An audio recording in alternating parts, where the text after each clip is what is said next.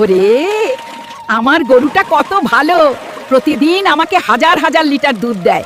আমার গরু যে পরিমাণে দুধ দেয়, এত দুধ তো আমি খেয়ে পারবো না, তাই দুধ দিয়ে মাখন তৈরি করছি। যাই, এই মাখনগুলো নিয়ে গিয়ে বাজারে বিক্রি করি, তাহলে কিছু টাকা পাবো। দাদি আমাকে 10 টাকার মাখন দাও। দাদি আমাকে 20 টাকার মাখন দাও। দাদি আমাকে 50 টাকার মাখন দাও। ঠিক আছে, সবাই লাইনে দাঁড়াও, সবাইকে দিচ্ছি। আজ আমি অনেক খুশি, মাখন বিক্রি করে তো অনেক টাকার মালিক হয়ে গেলাম।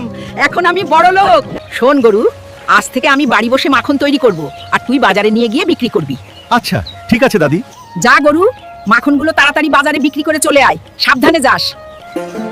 তাড়াতাড়ি যায়, বাজারে গিয়ে মাখনগুলো বিক্রি করে তাড়াতাড়ি বাড়ি যেতে হবে।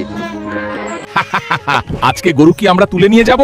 আমাকে কেউ বাঁচাও, ঈগলরা আমাকে ধরে নিয়ে যাচ্ছে, বাঁচাও বাঁচাও। হায় আল্লাহ, আমার গরুটা কোথায় চলে গেল, এখনো বাড়ি আসছে না কেন? বন্ধুরা, তোমরা কি কেউ দেখেছো?